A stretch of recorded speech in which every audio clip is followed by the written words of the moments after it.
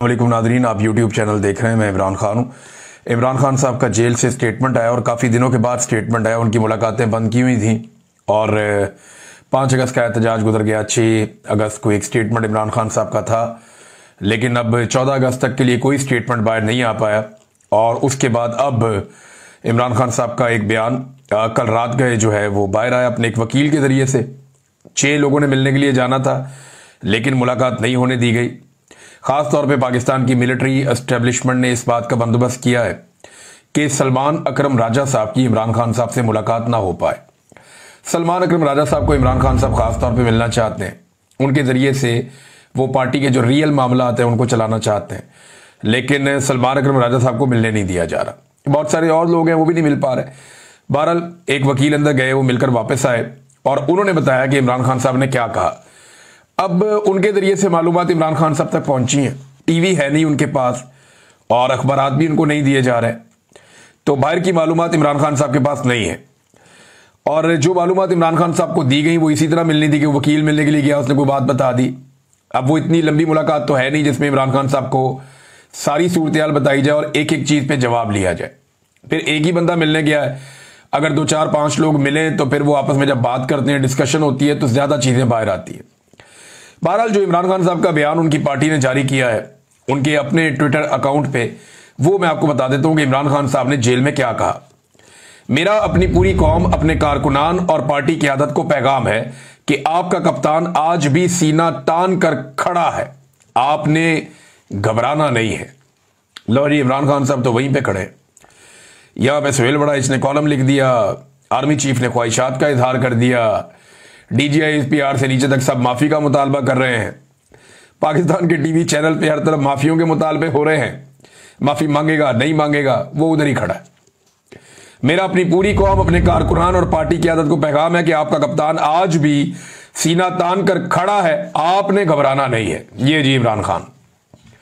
Party के रहनुमा और कारकुनान को 5 अगस्त के बाद 14 अगस्त को भी मुल्क भर में निकलने पर खराज तहसीन पेश करता हूं।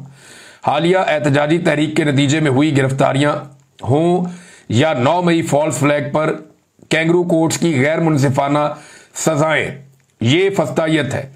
मगर इस सब के बावजूद आपने किसी सूरत हौसला नहीं हारना।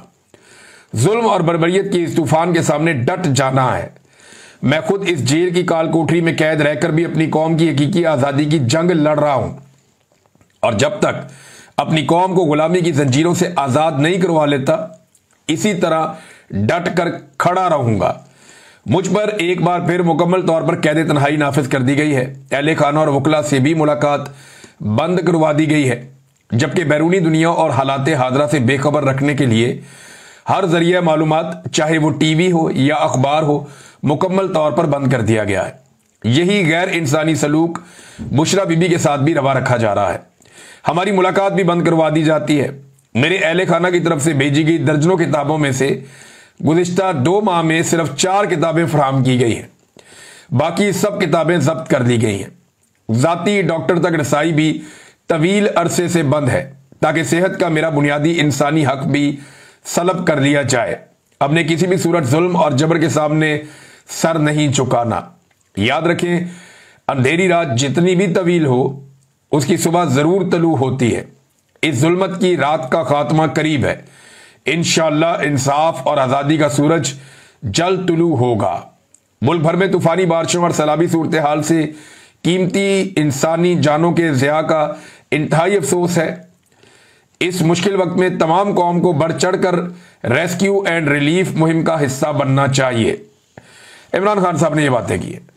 इसके अलावा इमरान खान साहब ने पंजाब में अपोजिशन लीडर की नामजदगी के लिए 5 नाम मांगे हैं कि 5 लोगों के नाम दिए जाएं, जिनमें से एक को इमरान खान साहब नामजद करेंगे कि जनाब ये पंजाब का अपोजिशन लीडर होगा और ये आगे काम करेगा। लेकिन अभी ये पाकिस्तान तहरीक इंसाफ ने इसको अनाउंस नहीं किया, लेकिन ज़राए से खबर आई है कि इमरान खान साहब ने कौमी असम्बली में अपोजिशन लीडर के लिए महमूद खान अचकजई साहब को नामजद कर दिया है। और बहुत सारे लोग जो है पाकिस्तान तहरीक इंसाफ में वो बेचारे पर तोड़ रहे थे कि उमर अयूब साहब के बाद वो बन जाएंगे, किसी को लगता था वो बन जाएगा। तो बहुत सारे लोगों ने पर तोले हुए थे कि वो अपोजिशन लीडर बनेगा। जब उमर अयूब साहब बन रहे थे तब भी बहुत सारे लोगों ने पर तोले थे, बड़े लोग जोर लगा रहे थे। शेर अफजल मरवत साहब की भी एक ख्वाहिश थी, मैंने उसका तज़किरा भी किया था कि वो बनना चाहते हैं अपोजिशन लीडर, और भी बहुत सारे लोग बनना चाहते थे। लिहाजा अभी भी बहुत सारे लोग बनना चाह रहे थे, लेकिन इमरान खान साहब ने महमूद खान अचकजई का नाम दिया है। महमूद खान अचकजई साहब वो आदमी हैं जिन्होंने बड़ी ज़बरदस्त तरीके से इस ड्यूरेशन में, टाइम ड्यूरेशन में, जो 8 फरवरी का इलेक्शन हुआ 2024 में, उसके बाद से अब तक उन्होंने एक अच्छे अपोजिशन लीडर का किरदार अदा किया है।